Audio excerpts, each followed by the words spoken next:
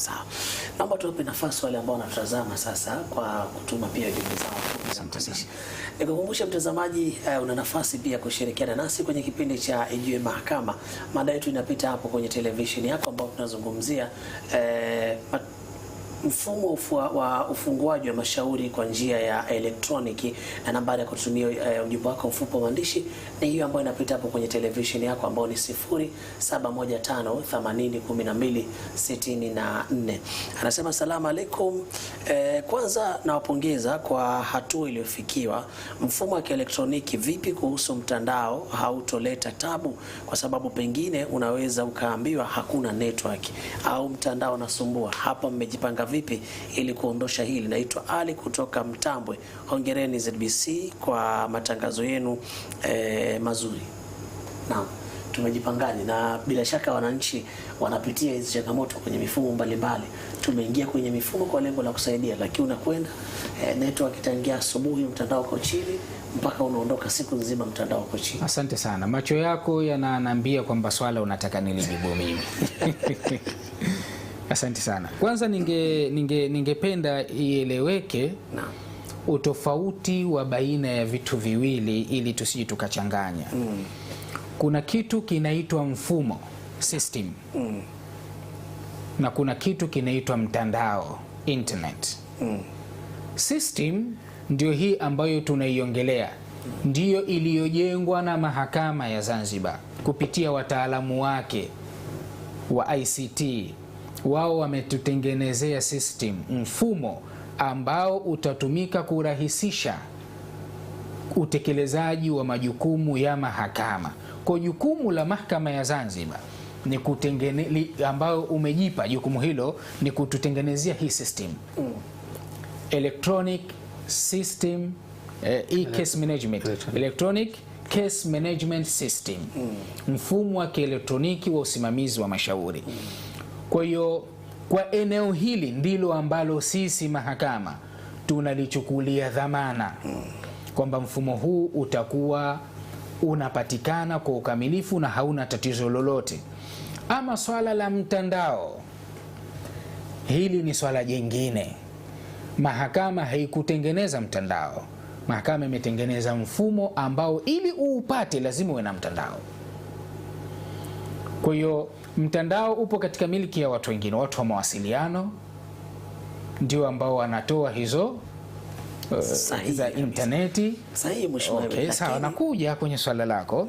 Kwa hiyo wao mtandao umeshuka, umepanda, ni jukumu lao wao, si la mahakama. Ama ikiwa mtandao upo lakini mfumo huu upati, ukiingiza zile URL ambayo kwenye browser yako ili uweze kupata mfumo, ukiingiza hauji, hapo sasa itakuwa ni jukumu la mahakama. Mbona si upati mfumo leo? Utasaidiwa. Lakini kama ni swala la mtandao, hilo litakuwa lipo nje ya dhamana ya mahakama. Lakini katika kuboresha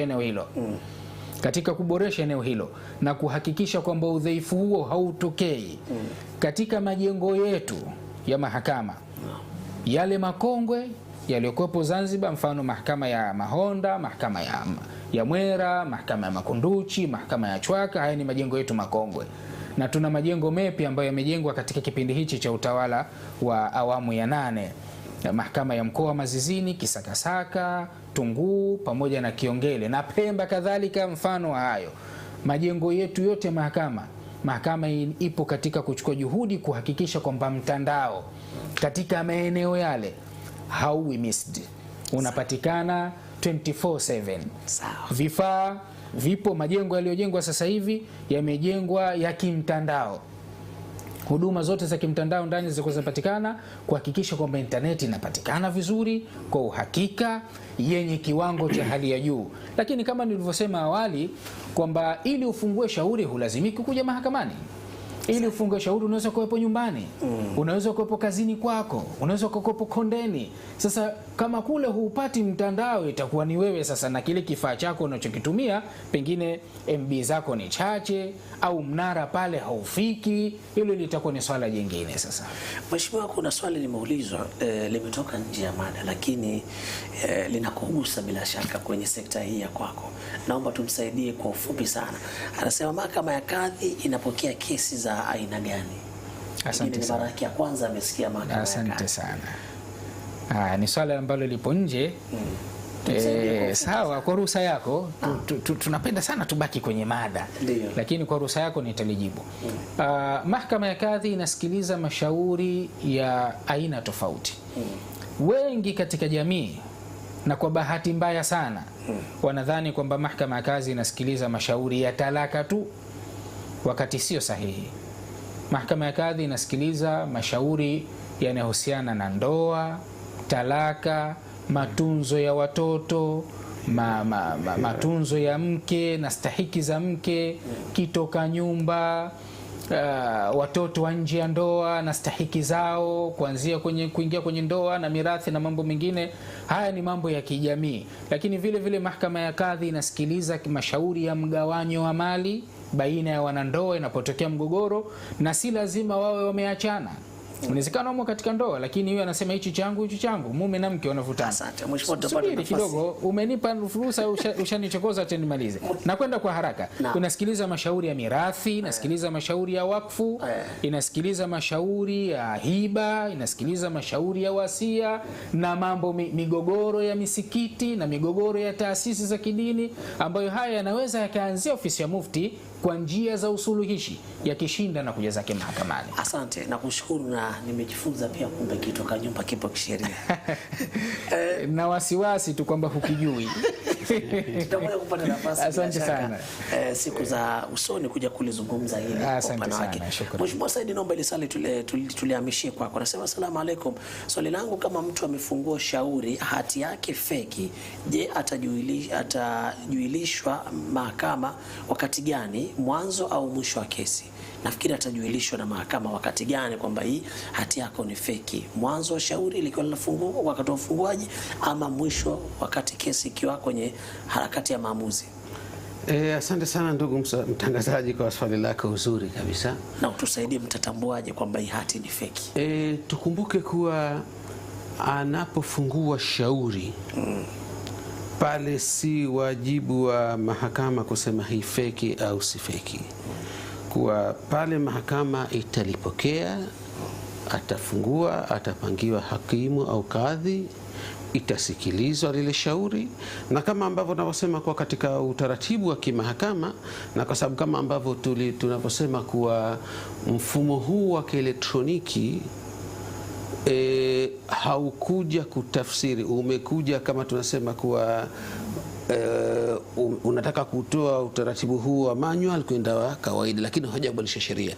Ina maana kama vile ambazo taratibu za kawaida, ndugu mtangazaji na ndugu wananchi, kuwa itafika wakati ataleta kielezo chake mahakamani, kwa sababu tayari amekileta, atakileta pale mahakamani, atasema kuwa sasa mimi nataka kielelezo hichi kitumike kama ithibati katika shauri hili. Ndipo ambapo taratibu wa kawaida ataulizwa upande wa pili atasema hii ni feki, atabidi aweze prove kama hii feki au si feki, ndipo ambapo ndio huo utaratibu na kwa mantiki hiyo kuwa si katika hatua ya mwanzo ya kuleta lile shauri, lakini katika utaratibu wa pale usikilizaji ndipo ambapo mahakama itaweza kutoa maamuzi kama hiyo ikipokea kielelezo hicho au isipokee. Lakini tukumbuke kuwa katika zile hatua unaposema wewe umekuja mahakamani umesema hii ni feki, una wajibu wa kuweza kuthibitisha hii kwa nini ni feki, na mahakama inakuwa inatoa maamuzi yake. Aidha inaweza ikatoa maamuzi pale au wakati wa judgment ikasema kwa kielelezo ABC hichi kwa ni feki kutokana na ushahidi hivi. Hivyo basi mahakama haito kitumia kama ni sehemu ya ushahidi. Sawa. Muda wetu umetuacha mkono sana. Nafikiri tukamilishe na ujumbe mmoja ili tuone namna ambavyo pia tunakamilisha. Nasema asalamu alaykum, hongereni kwa kutuwekea mada nzuri, tukanufaika kwa sote. Allah walipe ujira usokwisha.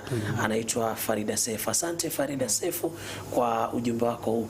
Naomba tukamilishe sasa na wito wetu kwa wananchi. Tutakuja pia kuzungumzia, kuna maswali kadhaa ambayo tutakuja kupata nafasi ya kuyajibu pia kwenye vipindi vinavyofuata, lakini na maswali mengine mengi kuhusiana na matumizi ya mfumo. Lakini kwa sasa tukamilishe na wito wako kwa wananchi. Ujumbe wako ni upi Mheshimiwa Emmy? Asante sana. Kwa kuwa muda umetuacha, nitatoa wito mmoja tu. Naam.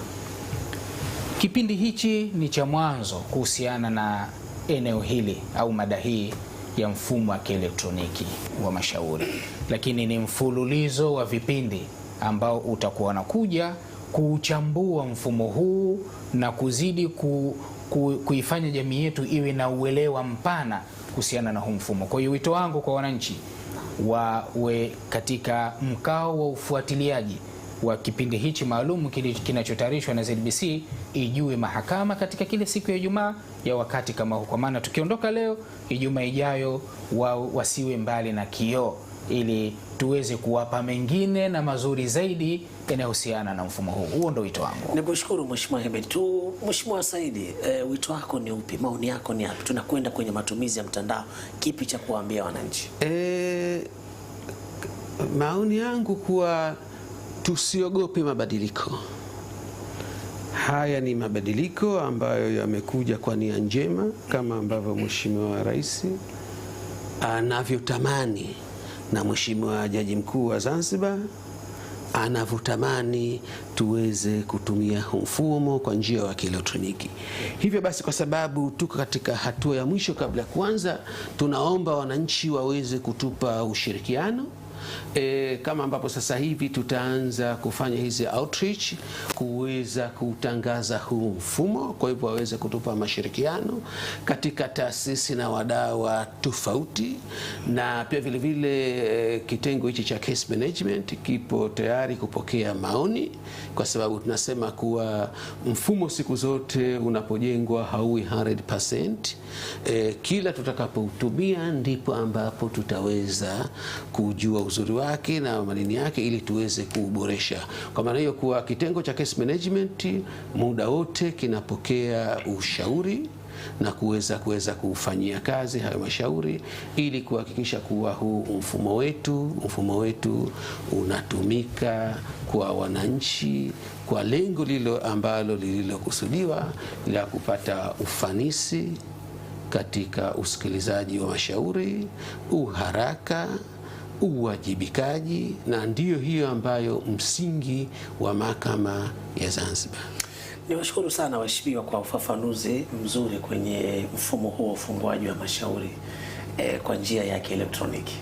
Na ni imani yangu utapata nafasi pia kufahamu zaidi mfumo huu kupitia kipindi hiki cha Ijue Mahakama. Mtazamaji wa shirika la utangazaji Zanzibar, kumbuka kipindi ni Ijue Mahakama. Tulikuwa tunazungumzia mfumo ufunguaji mashauri kwa njia ya kielektroniki, ambapo nilikuwa naye Mheshimiwa Saidi Hemed Khalifa ambaye ni hakimu wa mkoa, lakini pia ni Hemed Khalfan ambaye pia kumradhi, Mheshimiwa Saidi Hemed Khalfan ambaye pia ni kutoka kitengo cha usimamizi wa mashauri, lakini kadhalika nilikuwa naye Mheshimiwa Hemed Saleh Ali ambaye ni kadhi wa wilaya. Karibuni sana. Niwashukuru sana kwa ufafanuzi huu.